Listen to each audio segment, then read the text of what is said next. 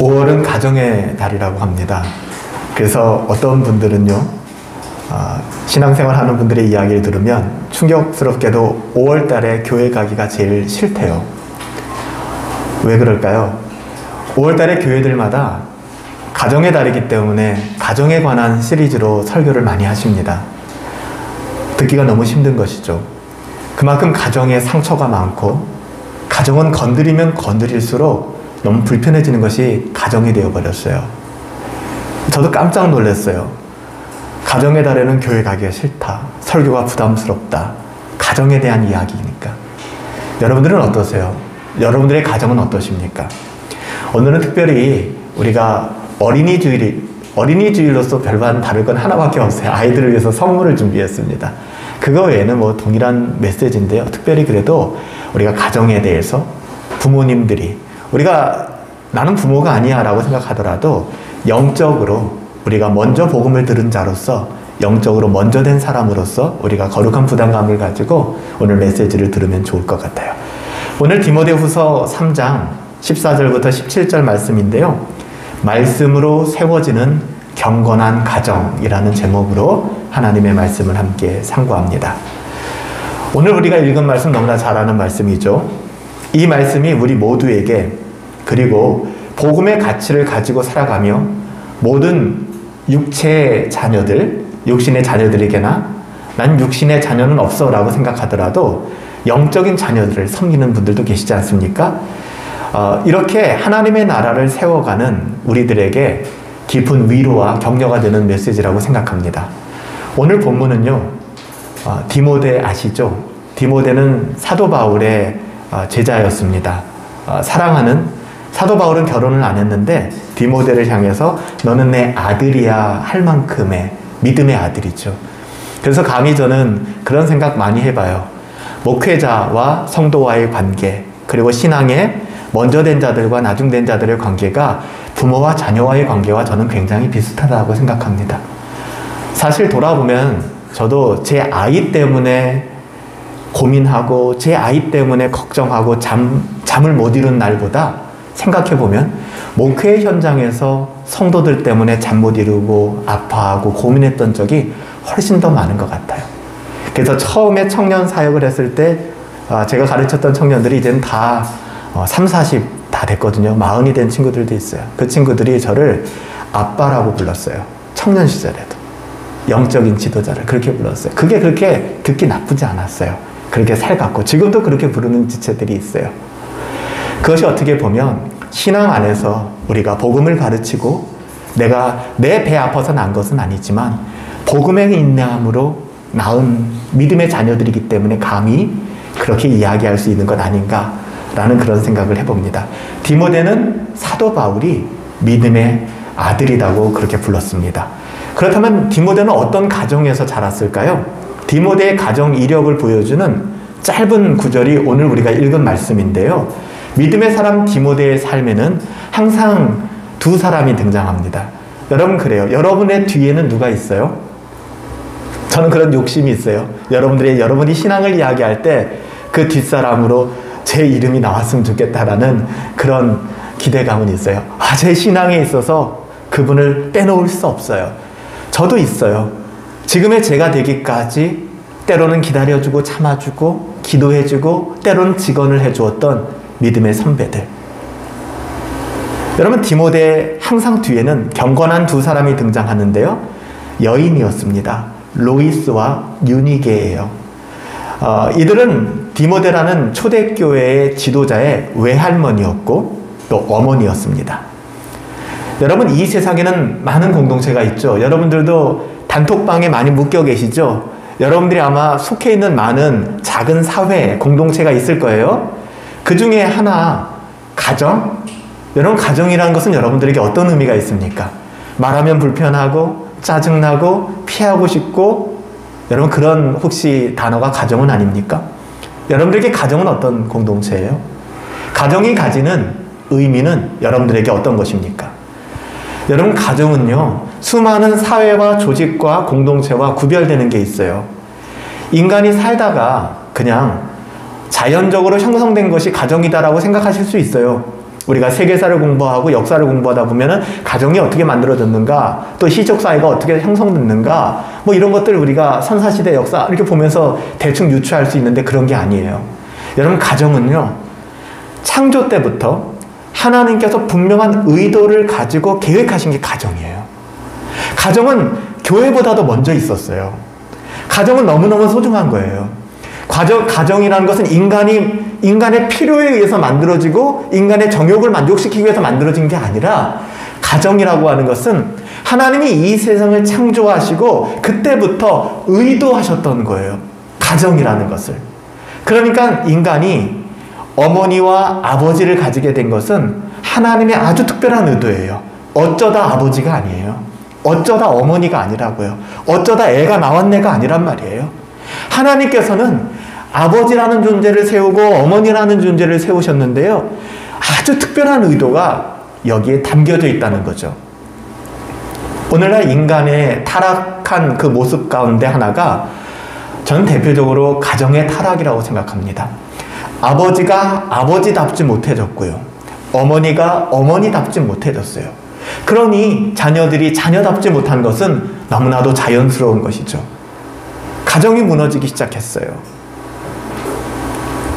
이런 현실 속에서 오늘날 경건한 부모를 꿈꾼다는 것, 세상에 어떻게 가든 우리 가정은 하나님만 섬길 거야, 세상에서 조롱거리가 되고 비난을 받는다 할지라도 우리는 믿음의 가정을 세울 거야, 너무나 비현실적인 기대라고 여러분들 말씀하실지 모르겠어요.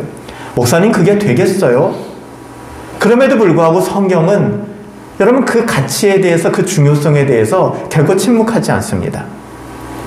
오늘 우리가 그리스도인으로 살아가면서 경건한 어른으로 늙어갈 수 있다는 것, 경건한 부모로서 우리가 살아갈 수 있다는 것, 여러분 이것은 결코 우리가 포기할 수 없는 우리의 존재론적인 그런 부르심이에요. 여러분, 가끔 여러분들의 정체성, 정말 이거는 포기할 수 없어 라는 정체성이라든지 신분이라든지 직분이라든지가 있을 겁니다. 내가 다 포기해도 이거는 포기하지 않을 거야. 여러분, 그게 뭔지 아세요? 성경이 말씀하는 거는 우리가 경건한 삶을 살아가는 경건한 어른, 경건한 아버지, 경건한 어머니, 경건한 형, 경건한 동생, 경건한 자녀, 경건하게 살아간다는 거예요. 여러분, 이것은 우리가 결코 포기해서도 안 되고 포기할 수도 없는 우리의 존재론적인 부르심이에요. 이 점에서 우리는 로이스와 유니게라는 이 두 명의 디모데를 디모데게 되게 만들었던 가정이에요. 이 인물들의 초점을 맞춰서 가정에다 5월을 맞아 우리 가정을 좀 돌아보려고 해요. 경건한 부모로서 우리의 모습들을 좀 돌아보려고 해요. 오늘 14절에 의미심장한 표현이 나오죠. 너는 네게서 배운 것을 알며 또 내가 어려서부터 성경을 알았나니. 정말 중요한 말이에요. 여러분들은 누구에게서 성경을 배우셨습니까? 또 언제 어떻게 배우셨나요? 여러분들이 목사를 통해서 성경을 배우셨다 그러면 굉장히 불행한 겁니다. 하나님께서 의도하신 것은 여러분들의 부모님들을 통해서 여러분들은 성경을 배우셨어야 합니다. 나는 그러지 못했는데요, 목사님. 괜찮아요. 여러분들은 그러시면 안 됩니다. 여러분들은 여러분들의 자녀들에게, 여러분들의 아이들에게 세상 살아가는 방법, 이게 세상에서 진짜 잘 사는 거야, 잘 먹고 잘 살아야 돼가 아니라 하나님의 말씀을 가르쳐야 되는 것입니다. 하나님의 말씀. 그래서 사도 바울이 너는 누구에게서 배운 것을 알았느냐? 네가 어려서부터 성경을 알고 있었구나. 여기서 사도 바울은 디모데가 어린 시절에 이미 그 할머니, 외할머니 로이스와 어머니 유니게로부터, 쉽게 말하면 그의 가정에서부터 하나님의 말씀을 배웠구나. 하나님의 나라와 하나님 나라의 가치에 대해서 배웠구나. 보람된 삶이 무엇인가? 훌륭한 삶이 무엇인가를 배웠구나. 제가 지난 수요 예배 때도 나누었지만 제 아이가 보는 중학교 교과서에 보니까 도덕 교과서에 그런 얘기가 나와요. 보람된 삶이 무엇인가? 가치 있는 삶이 무엇인가? 그것은 자기 자신만을 위한 이기적인 삶이 아니라 누군가를 위해 희생하고 섬기고 포다듬는 삶이, 그것이 가치 있고 의미 있는 삶이다. 세상의 도덕에 대해서 이렇게 가르친단 말이에요. 그런데 우리는 중학교 아이들이 배우는 도덕교과서의 수준도 안 되는, 어떻게 하서든지 너 이 자리는 네가 꽤 차야 돼. 네가 이 자리는 수단과 방법 가리지 말고 밟고 일어나야 돼. 일단 그 자리 올라서고 봐. 그 다음에 생각해. 이런 생각으로 우리가 자녀들을 양육하지는 않는지. 자녀들은 어리기 때문에 거기에 대한 반감이 별로 없어요. 그러려니 하고 갑니다. 이런 아이들이 청년이 되고 이런 아이들이 이제는 사회생활을 할 때쯤 되면은 이런 교회를 나오겠습니까? 그렇게 배워왔는데. 그때 돼서야 예를 들면 부모가 우리 아이들이 대학 가서 교회를 안 나가요. 커서 신앙생활을 안 해요. 그 이유가 있잖아요. 사도 바울은 믿음의 아들 디모데에게 그가 어려서부터 할머니와 어머니로부터 배웠던 그 하나님의 말씀, 그 믿음을 확신하면서 믿음 가운데 살라고 권면합니다. 그러니까 제가 여러분들에게 드린다면 이런 거겠죠. 여러분들은 어려서부터 부모님들에게 말씀을 배웠잖아요. 근데 왜 지금 그 말씀대로 살지 않으려고 그러세요? 여러분들이 어려서부터 배웠던 그 말씀, 오래된 복음으로 다시 돌아가셔야 돼요. 목회자의 역할은 어떻게 보면 그거예요. 가정에서부터 복음이 전해져야 된다는 거예요. 늦은 감은 있지만 저는 여러분들에게 부탁드리고 싶어요. 아직 결혼하지 않은 청년들이나 신혼인 분들이나 상관없습니다. 여러분들로 말미암아 세워지는 가정이 하나님의 말씀이 전수되어지고 하나님의 말씀이 나누어질 수 있는 그런 믿음의 공동체가 되기를 예수님의 이름으로 축복합니다. 이게 하나님께서 가정을 만든 아빠와 엄마를 세워주신 근본적인 이유예요. 그거 하라는 것입니다. 여러분, 로이스와 유니게는 저처럼 신학을 전공한 사람이 아니에요. 로이스와 유니게는 그냥 할머니예요. 그냥 엄마예요. 그렇다고 해서 이 두 여인이 어떤 바리새인들과 같은 정통파도 아니었습니다. 하지만 이들은요, 성경을 너무너무 사랑했고 하나님을 사랑하고 경외했던 경건한 가정이었어요. 그들은 하나님의 말씀으로 디모데를 양육했다고요. 여러분, 우리가 왜 여러분, 종교개혁사를 제가 요즘 다시 보고 있는데요. 스코틀랜드나 잉글랜드에서, 특별히 잉글랜드에서 문제가 됐던 게 뭡니까? 잉글랜드는 그래도 청교도, 그리고 프로테스탄트였잖아요. 개신교였잖아요. 근데 잉글랜드 쪽에서 정치적인 목적으로 에스파니아하고 결혼하는 경우들이 생겼어요. 프랑스하고 결혼하는 경우들이 생겼어요. 그때마다 나라가 뒤집혔어요. 이유는 하나예요. 스페인은 로만 가톨릭 국가였기 때문에 그래요. 프랑스도 로만 가톨릭 국가였기 때문에 그래요. 우리는 온전한 복음을 믿는 나라인데 어떻게 로만 가톨릭하고 결혼할 수가 있느냐. 여러분, 이런 역사들이 굉장히 많이 나와요. 여러분, 가정이 왜 중요한지 아세요? 가정은 한 목소리를 내야 됩니다. 여러분, 가정은 전쟁터가 아니에요. 목사님, 제가 불신자지만 결혼해서 예수 믿게 만들게요. 이게 얼마나 교만한 말인지 아세요? 여러분, 그렇게 결혼해보세요. 가정은 전쟁터가 됩니다. 둘 중에 하나예요. 내가 복음을 포기하든지 그 사람이 복음을 믿게 되든지. 여러분, 가정은 평화가 있어야 되잖아요. 결혼해서도 주구장창 싸우고 싶으세요? 믿음의 가정을 바라보면서 디모데는 신실한 신앙을 가진 외할머니와 어머니로부터 신앙을 배웠습니다. 그들이 대단한 신학자들이 아니었다니까요. 단 하나, 순수한 믿음을 가지고 하나님을 사랑했던 사람. 이게 중요해요, 여러분들. 뭐 교회에 열심히 다니느냐 뭐 하느냐 이런 것보다 더 중요한 것은 정말 그 사람이 하나님을 사랑하느냐, 참만 하나님을 사랑하느냐. 전 여러분의 가정이 하나님을 사랑하는 가정 되기를 예수님의 이름으로 축복합니다. 내 아이들이 다른 거 다 몰라도 하나님을 사랑하는 아이로 자라난다면 그것으로 만족해요. 내 남편이 좀 무능해 보이고 좀 인간적으로 힘들어도 하나님을 사랑하는 사람이라면 괜찮다고요. 내 아내가 조금 모자라도 좀 못 미치는 것 같아도 하나님을 사랑한다면, 우리 엄마 아빠가 똑같은 이야기예요. 하나님을 사랑하는. 하나님의 사람을 교훈하고 책망하고 오직 하나님의 말씀으로 교정하고 의로 교육하기에 유익한 하나님의 말씀으로 세워가는 가정. 디모데의 어머니와 외할머니가 가졌던 이런 믿음과 확신은 그들을 자신들의 자녀들을 향한 위대한 복음 전도자가 되게 만들었어요. 구약 성경의 가르침을 볼 때 자녀에게 하나님의 말씀을 전하고 신앙을 전수하는 것은 가장 근본적인 특별히 부모님의 책임입니다. 그 제가 교육 전도사 시절에도 참 마음이 아팠던 게 뭐냐면요, 우리 성도님들의 자녀들이 주일 학교에 오면 애들이 변화될 거라고 생각해요. 주일 학교 일주일에 1시간 와서 앉아 있는다고 애들의 신앙이 잘할 거라고 생각해요. 와, 진짜 대단한 믿음이에요. 안 바뀌어요. 일주일 동안 가정에서 어떻게 살았는데요? 그게 중요하다고요. 주일날의 부모님이 아니라 평일날의 부모님이 자녀들에게는 더 큰 영향력을 미치는 거예요.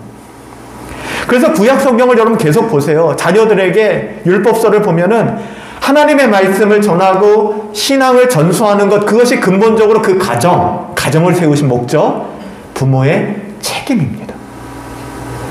자녀들을 세상적으로 뭔가 출세시키려고 하지 마세요. 그러니까 그 자식들이 나중에 부모를 배신하고 심지어는 살인하고 폐륜화가 되는 겁니다. 극단적인 얘기일지 모르겠지만 여러분의 자녀가 예수 안 믿고 의대에 들어가는 게 나아요? 아니면 공부 지질이 못하더라도 하나님 사랑하고 하나님 뜻대로 살아가는 아이가 나아요? 전 후자가 나아요. 내 아이가 세상에서 그리 잘 살아서 그게 뭐가 그리 중요합니까? 하나님을 알지 못한다면. 여러분, 성경 안에 있는 이러한 개념은 오늘도 안 변했어요. 똑같다고요. 저는 오늘날 모든 부모님들, 특별히 불신 가정에서는 나는 부모가 아니라고 해도 우리 청년들 중에서 불신 가정에 계신 분들도 계시잖아요. 내가 신앙생활을 처음 했다. 내가 어떻게 보면 우리 가정의 신앙의 1세대다 하시는 분들은 신앙의 부모나 똑같아요. 육신적으로는 자녀이지만. 여하튼 육신의 부모님들이나 이런 신앙의 어떤 부모님들이나 가져야 될 영적 부담을 하나님의 말씀을 통해서 제가 좀 권면을 드리려고 해요. 여러분, 이건 우리에게 달린 능력이 아니에요. 하나님께서 먼저 된 우리에게 은혜를 주셔야 가능한 일이죠. 은혜를 주시지 않는데 우리가 어떻게 자녀들에게 성경적 가치를 가르치고 인내하며 나눌 수 있겠습니까? 그러니까 은혜를 구해야 되는 거예요. 하지만 이런 영적인 부담은 하나님을 섬기며 그리스도 안에서 살아가는 모든 신자들이 가져야 되는 너무나 자연스러운 마땅한 부담감이에요. 부담스럽죠, 이게. 자녀들을 하나님의 말씀대로 가르쳐야 된다는 게, 자녀들 앞에서 하나님의 말씀대로 내가 살아가야 된다는 게 편한 사람이 누가 있어요? 집에 들어오면 무장해제하고 그냥 내 멋대로 좀 하고 싶은데 그게 안 되잖아요. 불편하잖아요. 그래서 신앙은 때로는 불편해요. 부담스러운 거예요. 하나님의 은혜가 우리를 사로잡지 않으면 우리의 어떠함으로는 이게 안 되거든요. 여러분, 복음이 전파되는 것에 대해서, 이런 책임에 대해서, 특별히 자녀들을 우리가 복음으로 키우는 우리 어린아이들, 오늘 특별히 어린이날이어서 더 생각하게 되는 우리 아이들을 바라보면 태교도 그렇고요, 우리 주호도 그렇고요, 우리 지효, 문규, 그리고 우리가 한 번도 이렇게 예배 오프라인에서는 만나지 못했지만 우리 하엘이, 우리 인혁이 딸이죠, 하엘이. 이 아이들을 우리가 어떻게 키울 것인가? 이 아이들에 대한 신앙의 책임은 누구에게 있는가? 여러분, 이것을 교회 우리 선생님들도 참 열심히 섬겨주시는데 선생님들이나 목회자에게 떠맡기려고 하지 마세요. 우리 가족들, 내 아이들에 대한 복음의 책임은 궁극적으로 부모에게 있는 것입니다. 여러분, 이게 중요해요. 디모데의 할머니와 어머니가 디모데에게 준 것은 단순한 성경 교육만이 아니었어요. 야, 성경 읽어. 성경 하나님의 말씀이야. 암송해. 이게 아니었어요.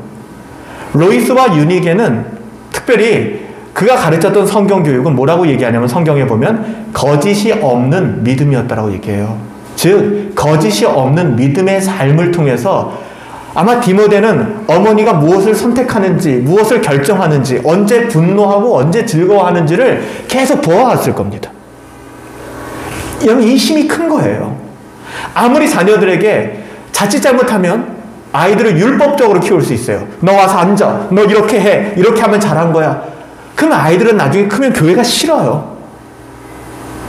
정말로 힘을 발휘하는 것은 부모들이 어떻게 살아가는가 하는 것입니다. 내가 전도하고자 하면 전도를 하려고 하는 그 대상을 향하여 내가 어떤 삶을 살아가는가를 보여주는 거예요. 디모데의 할머니와 어머니는 그런 삶을 살아갔습니다. 이것이 오늘 우리가 함께 읽은 본문에서 사도 바울이 증언하는 것이죠. 사도 바울은 이미 디모데의 할머니와 어머니를 만나서 알고 있었습니다.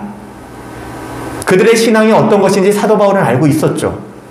그러면서 디모데에게 말하기를 내 속에 있는 거짓 없는 믿음이 디모데야 참 복돼요. 디모데에게 디모데야 너가 믿음이 있는데 야 그 믿음이 너 도대체 어디서 나온 거냐 도대체 출처를 알 수 없다 너 이상해 이게 아니라 네 믿음이 정말 거짓이 없는 참된 믿음이구나. 근데 너의 그 거짓 없는 참된 믿음은 내 외할머니와 어머니를 통하여 보았던 그 믿음이구나 라고 얘기하는 거야. 이게 가정에서 믿음이 전수되어지는 과정입니다. 이 말씀은 디모데의 믿음이 외할머니와 어머니를 통해서 상속된 믿음이었다. 여러분, 여러분의 자녀들에게 어떤 믿음을 상속시켜주고 있습니까?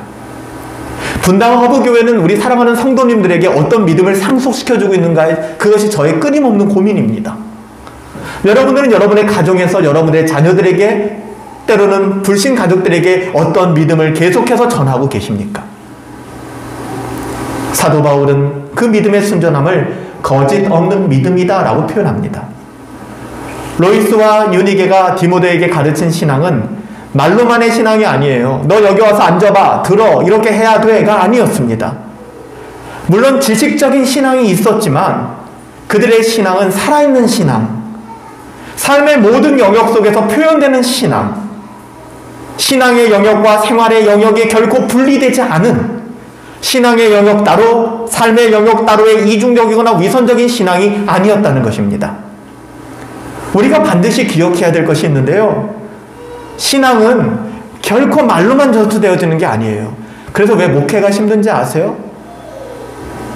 차라리 신학교에서 가르치는 신학교 교수라면 편할 것 같아요. 지식만 가르쳐주면 되잖아요. 그럼 나의 삶을 살면 되잖아요. 목회자들은 그의 삶으로 살아내야 되는 과제들이 있는 거예요.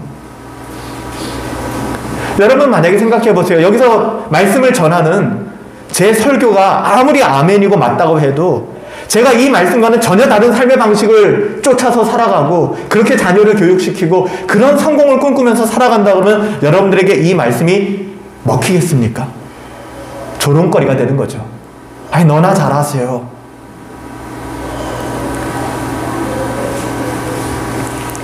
여러분, 부모님들이 갖는 신앙의 부담감은 바로 이런 것들입니다. 가정이야말로 여러분들이 저를 볼 때는 몇 점이나 주실지 모르겠어요. 아마 저에 대한 아주 정확한 점수를 줄 수 있는 거는 아마 제 딸일 거예요. 다 보잖아요. 집에서 부부싸움 하는 것도 보고 집에서 무장해제하고 야구 보고 있는 것도 보고 다 보고 있어요. 아빠가 어떻게 사는지. 물론 완벽한 삶을 저도 살지 못해요. 여러분, 가정이야말로 우리의 삶의 실제가 있는 그대로 드러나는 곳이기 때문에 이 가정이야말로 신앙이 가르쳐질 수 있는 가장 엑설런트한 최상의 장소입니다. 가정에서 신앙이 증명되어지는 거예요. 그러나 이 동일한 이유 때문에 신앙이 잘못 전수될 수 있는 최적의 장소도 바로 가정이죠. 그래서 장로님들의 아들들이, 아들딸들이, 목사님들의 아들딸들이 나중에 분노에 차서, 제가 교육전도사 시절에 안티크리스찬 카페에 가입해 본 적이 있어요. 일부러 목적을 가지고. 놀랬어요. 목사님들 자녀들이 왜 이리 많은지, 장로들, 권사들, 교회 중직자들의 자녀들이 얼마나 많은지. 정말 이거는 제가 여러분들에게 허구를 말씀드리는 게 아니에요. 정말 많이 배웠어요, 제가 거기서. 그 아이들이 한결같이 하는 것은 성경이 잘못됐다, 성경이 왜곡되었다가 아니에요. 우리 아버지 같은 인간이 있다. 근데 유명한 교회 장로님이에요. 우리 아버지 같은 사람이 있다. 목사님이에요. 저도 그런 경험을 했어요. 제가 섬겼던 교회에 아주 오래된 일이에요. 한 15년, 20년. 청년이 하나 있었는데 이 친구가 교회를 잘 안 나오는 거예요. 그 동생은 열심히 교회를 다니는데. 그 열심을 가지고 전도했죠. 권면했죠. 이 친구가 아울리치도 따라오고 수련회도 따라오고 어느 정도 말이 좀 되는 관계가 됐어요. 그때 이 아이가 저한테 이런 얘기를 하는 거예요. 목사님 참 부끄러워요. 그냥 강도사였어요. 강사님 왜 부끄러워요? 왜 그러니? 근데 그 친구가 하는 말이 그래요. 우리 아빠는요, 세상에서 성공하는 게 죄리라고 얘기해요. 돈 많이 벌고 출세하면 여자도 마음껏 부릴 수 있고 좋은 차도 탈 수 있고 할 것 다 한대요. 그분이 제가 섬기던 교회 안수 집사님 회장이었어요. 두려운 거예요. 그러면서 기도 제목을 써달라고 그러면 맨날 우리 아이들 신앙생활 잘할 수 있게 도와주세요가 기도 제목이에요. 이걸 어떻게 이해해야 될까? 여러분, 목사라는 위치는 누군가를 혼내거나 누군가를 막 이렇게 규제하는 위치가 아니거든요. 아시잖아요. 우리 함께 믿음의 경주를 싸우며 함께 신앙의 경주를 달려가는 동반자입니다. 서로 안타까움을 전하고 바른 길로 갈 수 있도록 서로 도와주며 협력하는 관계지. 이게 무슨 어떤 지위가 돼서 내려다보면서 똑바로 살아, 너희들 왜 이래, 이런 위치가 아니란 말이에요. 물론 그 아이가 하나님의 은혜로 굉장히 잘 성장했어요. 아버지가 원하는 대로 대기업에 들어갔게 됐고, 그리고 결혼해서 신앙생활도 잘 하고 있어요. 근데 그 가정을 쭉 지켜보면은 이 오빠도 그렇고 동생도 그렇고 기도 제목이 뭐냐면 아버지를 위한 기도 제목이에요. 어머니가 굉장히 몸이 안 좋으신 좀 질병을 만나셨는데, 그렇음에도 불구하고 아내를 돌보고 케어하기보다는 자기가 원하는 대로 밖에 생활만 하고 다니는 거예요. 오히려 자녀들이 아빠를 걱정하게 되는 거죠. 여러분, 우리들의 모습은 어떨까요? 우리들의 신앙생활은 어떨까요? 특별히 우리의 가정에 있어서 우리의 삶으로 어떤 것을 살아내는 것일까요? 물론 한 사람이 돌아오고 변화되는 것은 우리의 노력과 힘이 아니라 하나님의 주권이에요. 하나님이 키를 가지고 계십니다. 하지만 우리는 최선을 다해야죠. 나 말씀 열심히 전했어. 예를 들면은 여기 있는 여러분들이 좀 힘들고 어려운 일을 당해서 제가 여러분들에게 권면을 하는 것이죠. 형제님, 그렇게 사는 거 하나님이 기뻐하시지 않을 것 같아요. 우리 하나님 기뻐하는 삶을 살아갑시다, 형제님. 자매님, 우리 그렇게 살면 안 되잖아요. 믿음으로 살아갑시다. 저도 초창기에는 신앙이 견고하지 못했을 때는 내 임무 다 했어. 난 할 일 다 했어. 왜? 전해줬어. 그렇게 하지 말라고. 이야기해줬어. 그렇게 살아왔던 것 같아요. 그런데 목회자로 계속 살아가면서 또 신앙의 연륜이 쌓이면서 이게 다가 아니라는 걸 깨달았어요. 이건 지적질에 불과하겠구나. 이거 자칫 잘못하면 정죄에 불과하겠구나. 너 그렇게 하지 마. 너 그럼 하나님이 벌하실 거야. 틀린 말 아니에요.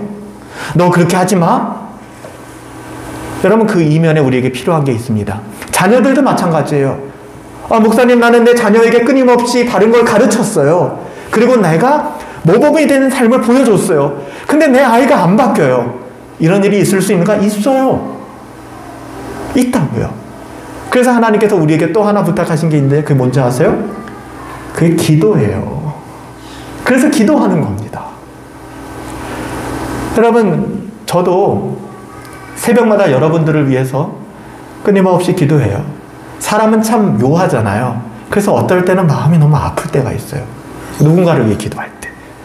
또 누군가를 위해 기도할 때 마음이 참 평화로워질 때가 있어요. 참 신기해요. 근데 또 누군가를 위해서 기도하면은 너무 마음이 힘들고 어려워지는 거예요. 그래서 제가 지난 한 주간을 보내면서도 또 이렇게 목회 현장들 이렇게 보면 날씨의 영향도 받지만 그런 순간에 제가 몸이 좀 많이 힘들어지더라고요. 그래서 제가 하나님 앞에 목회를 좀 더 오래 하기 위해서는 하나님 좀 이걸 이길 수 있는 힘을 좀 저에게 주셔야겠어요. 왜냐하면 저희들이 그래요. 여러분들이 저한테 가끔 이야기 많이 해주시잖아요. 그러면서 꼭 말씀하세요. 이거는 목사님만 아세요. 절대 이야기하면 안 돼요. 그럼 전 이야기 안 해요. 제 아내한테도 이야기 안 해요. 저 혼자 끌어안고 갈 때가 많아요. 그러다 보면은 이게 해소가 안 되는 거예요, 저도. 근데 그 사람이 또 영적으로 그걸 잘 이겨내고 성장하면은 해결이 될 텐데 끊임없는 부담감만 생기는 거예요. 참 어렵더라고요. 그래서 목사님들이 많이 영적으로 탈진하는 이유가 이런 거 아닐까 하는 생각도 저는 조심스럽게 해보게 돼요. 여하튼 하나님께서 우리에게 주신 부모로서 또 복음을 전하는 자로서 난 바르게 전했으니까 됐어. 내 책임 끝. 옛날 때로는 우리 순모임 할 때 순장님들이 순장 보고서도 쓰고 나눔할 때 목사님 이 친구는 이런 어려움이 있는데요. 제가 이렇게 권면했어요. 하고 끝난다면 그 50점짜리 순장. 정말 100점짜리 순장이 되기 위해서는 끊임없이 그를 위해 기도하는 거죠. 끊임없이. 여러분 신앙의 족보가 있으세요? 여러분 신앙의 아버지, 신앙의 할머니 그런 거 있으세요? 오래된 교회 가보면 있어요. 아시죠? 그러니까는 우리 선생님을 가르쳤던 선생님들이 같이 살아있는 거예요. 신앙의 족보거든요. 그러니까 여러분들은 어떠세요? 여러분들의 신앙에 있어서 그런 믿음의 관계들이 있나요? 그러니까 저는 그런 안타까움이 있는 거예요. 우리 공동체 안에서도 순장님들이었던 분들도 계시고 교사인 분들도 계시고 교사였던 분들도 계시고 다 다르잖아요. 근데 자기가 맡은 그 시간 동안에만 내가 교사고 순장이라고 생각하면 너무 안타까운 거 아니에요?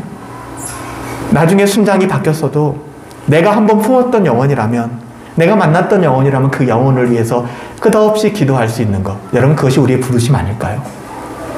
제가 목회를 하지만 우리 분당 허브교회 성도들만을 위해서 목회하는 거 아니에요. 저를 스쳐 지나갔던 많은 사람들, 저를 대적하고 떠난 지체들도 있고 아니면은 서로 상처를 주고 헤어진 지체들도 있고 저는 끊임없이 그들을 위해 기도합니다. 정말로 그래요. 연락도 해요 가끔. 그러면서 생각하는 거죠. 나도 이제 나이가 제법 들었나 보다. 이게 가능해지는 거 보니까. 예전에는 혈기만 가지고 그게 안 됐거든요. 쳐다도 보고 싶지 않고. 근데 요즘에는 생각이 나요. 그리고 기도를 하게 돼요. 여러분 이것이 하나님께서 부모들에게 하나님의 말씀을 온전히 가르치고 그 말씀대로 살아가는 모범을 보여줄 뿐만 아니라 그거 가지고 안 된다. 기도하라는 거예요.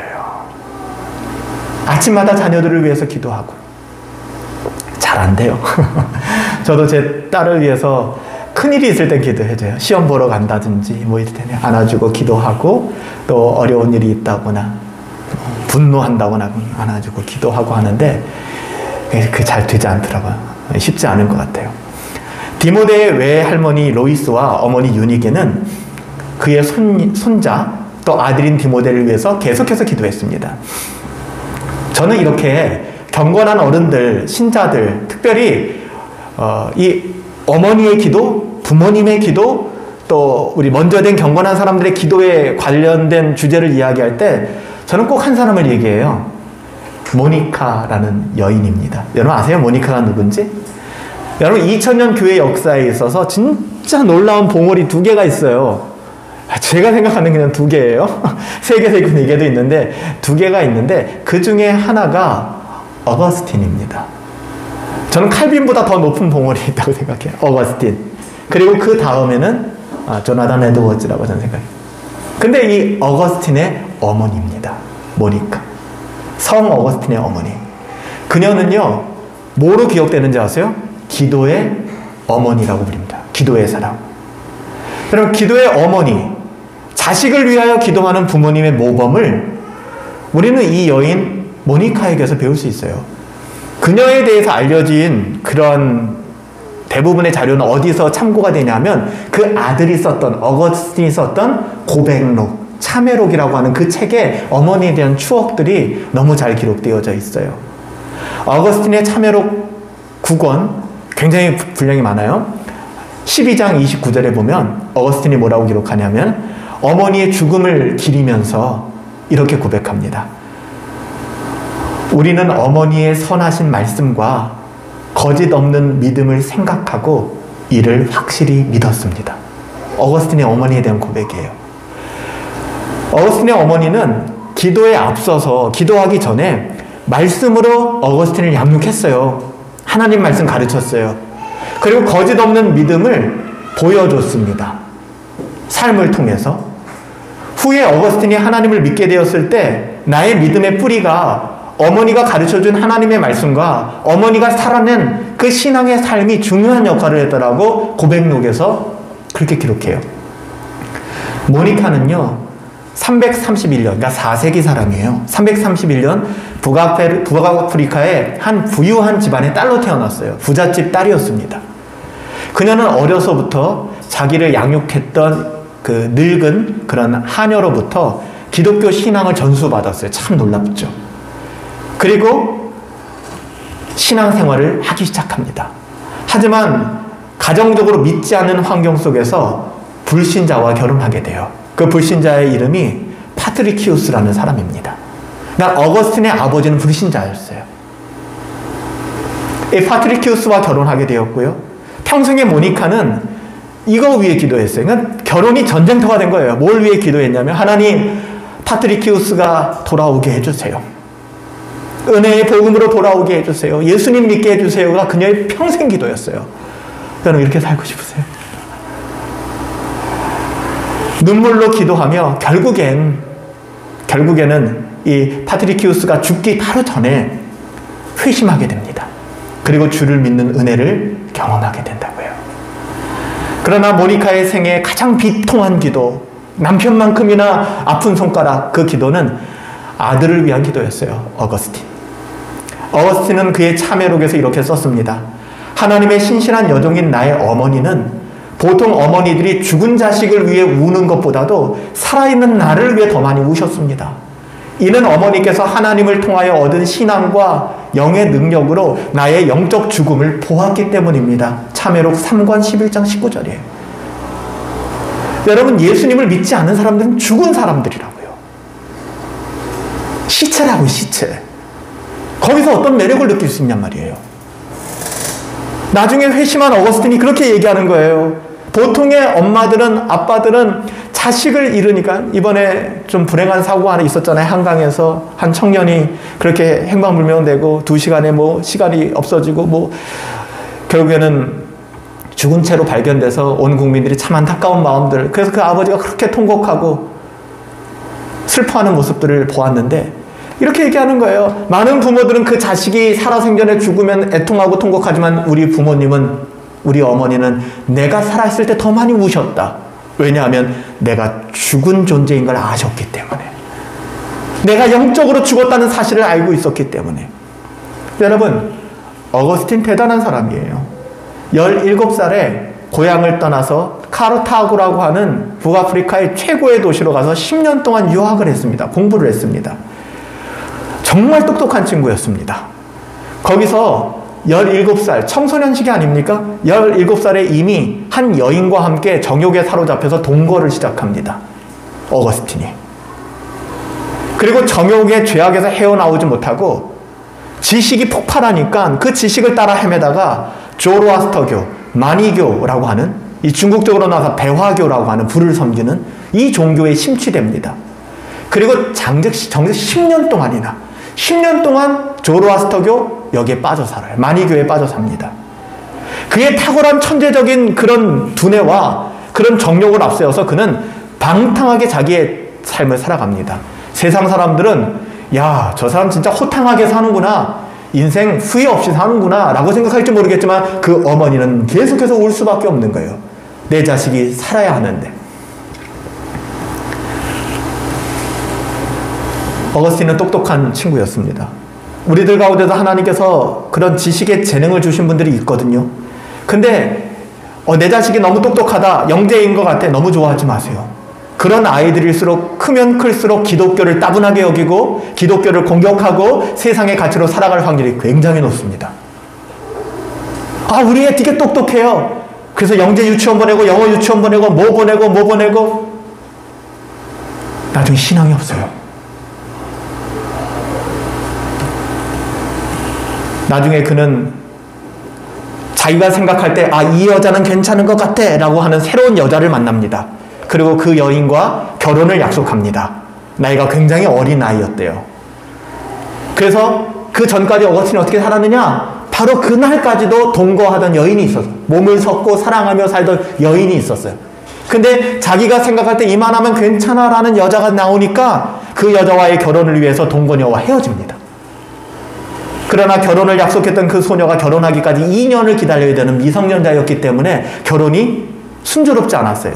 그러자 어거스틴은 또 다른 여자를 찾아나가 또 동거 생활을 합니다. 막장이죠.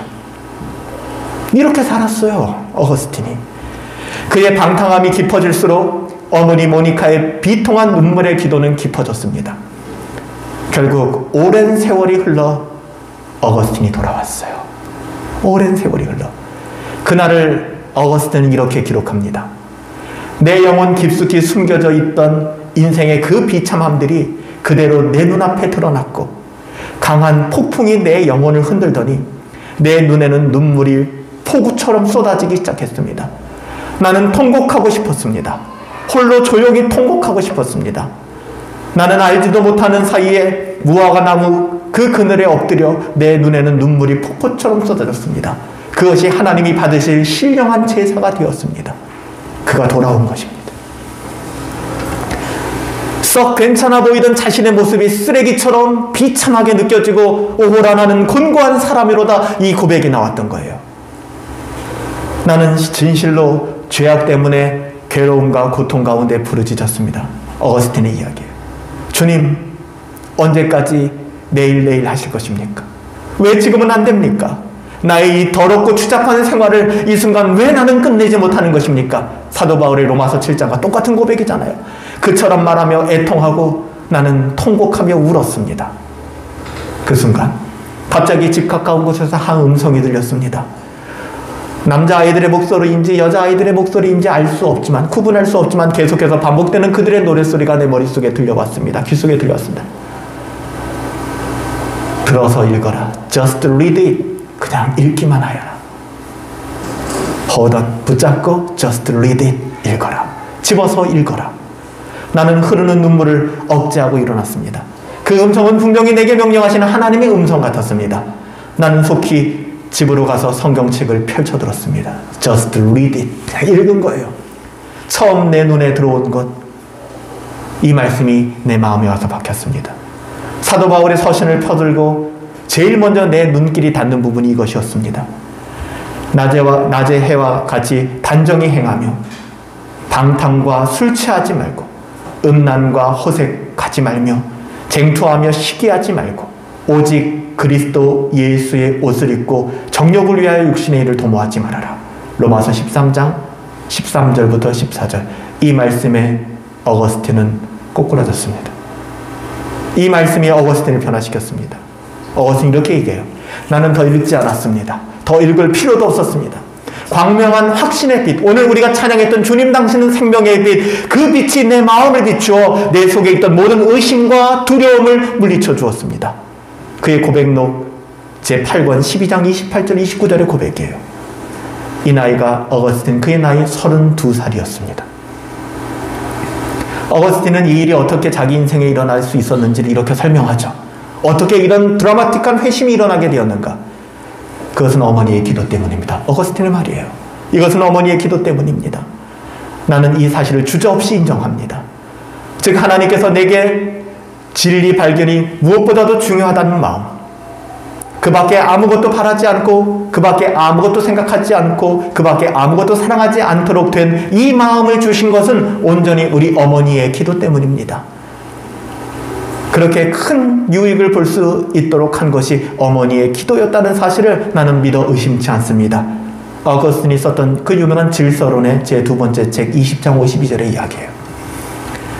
한때 모니카가 너무나 슬픈 마음으로, 힘든 마음으로, 아들이 그런 삶을 사니까 너무 힘든 마음으로 이 모니카가 한 주교를 찾아갔습니다. 한 주교에게 우리 아들을 진리 가운데 돌이켜 줄 것을 부탁했죠. 오늘날로 따져 목사님 좀 우리 애 좀 만나주세요. 목사님 우리 애를 좀 설득 좀 시켜주세요. 교회 나와야 돼요. 그때 이 주교가 모니카에게 했던 말이 우리가 너무나도 잘 아는 명언이라고 하는 말이 되었잖아요. 이것이 고백록 제3권 12장 21절에 나오는데요. 어머니가 이렇게 흘린 눈물의 아들은, 어머니가 이렇게 눈물을 흘린 눈물의 아들은 결코 망하는 법이 없습니다. 여러분들이 누군가를 위하여 끊임없이 기도할 때 그 아이는 망하지 않습니다. 여러분이 누군가를 위하여 끊임없이 기도할 때 그 영혼은 돌아오게 되어 있습니다. 우리 중에는 자녀들로 인하여 마음의 고통을 겪는 부모님들도 계실 거고요. 아니면 그 밖에 다른 인간관계에서 부모님들이 불신자라든지 내 자녀가 믿지 않는다든지 여러 이유 때문에 고난을 겪는 분들이 계실 겁니다. 어거스틴이 말했듯이 자녀들의 영적인 죽음을 인하여 죽은 자녀들을 위해서 우는 것보다 더 우는 어머니들이 있어야 합니다. 자기의 흘리는 눈물이 하나님의 눈물병에 담겨지기를 다윗은 소원했어요. 너무 아름다운 표현 아니에요? 다윗은 한 영혼을 향하여 울며 하나님의 긍휼하심을 받아보며 울며 자신이 흘리는 그 눈물이 그냥 감정에 도취돼서 흘리는 눈물이 아니라 하나님의 눈물병에 담겨지기를 다윗은 소원하면서, 그리고 언젠가 하나님께서는 자기의 눈물의 기도를 들으실 것을 신뢰했던 그런 믿음으로 우리는 기도해야 돼요. 오늘 어린이 주일 다른 거 아니잖아요. 이곳에 우리와 함께하는 우리 태규, 주호, 지효, 문규, 특별히 이 아이들의 부모님들은 두렵고 떨림으로 이 아이들을 섬기셔야 합니다. 이 세상에서 출세하는 것이 아니라 이 아이들은 우리의 소유가 아니잖아요. 좀 큰 우리의 청년들도 별반 다르지 않아요. 하나님의 말씀으로 자녀들을 양육하십시오. 하나님의 말씀으로. 그리고 말씀뿐만 아니라 여러분의 삶으로 거짓 없는 믿음을 보여주십시오. 아빠가 어떤 결정을 내리고 어떤 선택을 하는지, 어떤 가치관을 가지고 살아가는지. 얼마 전 뉴스에 보니까는 고급 스포츠카를 타고 가던 어떤 한 사람이 BMW 미니를 타고 다니는 한 남자를 향해서 애들이 있는데 네 아빠는 인생 망쳐서 이런 똥차 타고 다닌다고 그런 막말을 퍼부은 게 기사가 된 적이 있어요. 혹시 우리도 그런 가치관을 가지고 살아가고 있지는 않습니까? 우리들의 믿음이 참으로 거짓이 없는 믿음이라면 여러분은 자녀들에게 세상의 성공을 추구하라고만 가르쳐서는 안 됩니다. 여러분 그거 아세요? 정말 놀라운 인사이트가 여기 있어요. 어거스틴 똑똑하다고 했죠? 굉장히 똑똑했습니다. 기대감을 가지고 어거스틴을 카르타고로 유학을 보냅니다. 똑똑하니까 유학을 보냅니다. 그때 불신자 아버지는 뭐라고 얘기했느냐? 세상적 성공을 추구해서 네가 얻고 싶은 걸 다 얻어라. 그렇게 이야기했습니다. 나중에 어거스틴은 자기가 만족하는 삶을 살았어요. 방탕한 삶이었죠. 마지막에 어거스틴이 회고록에서 이 부분을 뭐라고 기록하는지 아세요? 고백록 2권 3장 6절에 보면 나는 이런 소망은, 그러나 이런 소망은, 그러니까는 세상에서 잘 되고 잘 살고 세상에서 인정받는 거죠. 나의 마음의 밭을 경작하시는 농부 되신 하나님으로부터 멀어지게 만드는 것 뿐이었다. 정작 부모들은 너 이렇게 이거 탑재하고 이거 무장하고 너 이거 장착하고 스펙으로 이거 깔면 너 성공해 라고 얘기하는데 어거스틴 뭐라고 얘기해요? 정작 그 모든 것들이 나의 마음의 밭을 경작하시는 농부 되신 하나님으로부터 나를 멀어지게 하는 것밖에 없었다. 비참한 거 아닙니까? 사랑하는 여러분, 결코 늦었다고 생각하지 마십시오. 내 아이는 다 컸는데. 아니에요. 나는 아이를 키우지 않는데, 나는 결혼하지 않았는데. 여러분 그렇게 협소하게 말씀을 보지 말라고요. 그리고 모든 것이 다 끝났다고도 생각하지 마십시오. 30년을 아들을 위해 기도했던 어머니 모니카의 눈물의 기도를 하나님이 들으셨잖아요. 오늘 마지막으로 한 가지 더 부탁드립니다. 교회는요, 하나님의 가족입니다. 교회는요, 영적인 가족 아닙니까? 여기에도 경건한 어른들, 영적인 부모들이 필요한 거예요. 저와 여러분들이 그 자리를 여러분 지키고 서 계셔야 합니다. 자기 자신만을 위해서 살아가서는 안 됩니다. 저는 오늘 이 자리에 계신 여러분들께 주의 이름으로 간곡히 부탁드립니다. 경건한 어른이 되어주세요. 거룩한 복음 증거자가 되어주세요. 여러분의 삶을 통해서 여러분이 결정하는 것, 여러분이 추구하는 것을 통해서 다음 세대들이 신앙을 배울 수 있는 그 가치관을 여러분 보여주세요. 그리고 교만하지 말고 끊임없이 눈물로 나의 눈물이 하나님의 눈물병에 더해지길 원합니다. 그렇게 기도해 주세요. 여러분의 눈물의 기도로 주님을 만나고 변화될 하나님의 자녀들을 기대합니다.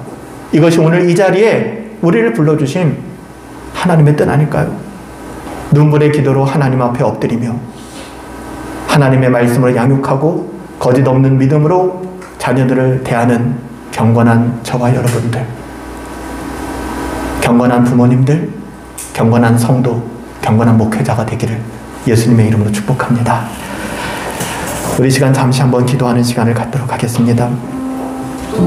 하나님, 우리는 연약합니다. 우리는 무지합니다. 하나님의 뜻을 모를 때가 너무 많습니다. 우리가 그렇지 않다라고 생각했는데 어거스틴의 부모가 어거스틴을 사지로 모은 것처럼 너 이렇게 배우고 너 이렇게 공부하면 너 세상 잘 살아갈 수 있어 라는 가치관으로 우리가 이 아이들을 키우지는 않았는지, 또한 나는 그렇게 살아가고 있지는 않은지 우리에게 귀한 모델을 보여주시니 감사합니다. 모니카의 삶과 기도를 통하여, 어거스틴의 삶과 그의 고백을 통하여 하나님, 우리가 부모로서 어떻게 살아가야 하는지, 우리가 어떻게 인간관계를 맺어가야 되는지, 이 세상을 어떤 가치를 가지고 살아가야 되는지 보여주시니 감사합니다. 오늘 이 시간 하나님과 나만이 아는 모든 문제들을 하나님 앞에 여러분 거리낌 없이 내려놓으시고 치유를 받으시기 바랍니다. 하나님의 만지심을 경험하시기 바랍니다. 돌아오라, 돌아오라 말씀하시는 하나님의 음성을 들을 수 있게 되길 바랍니다. 용기 내어 내가 아버지께로 돌아가리라. 탕자의 그 용기가 저와 여러분들의 용기가 되길 바랍니다.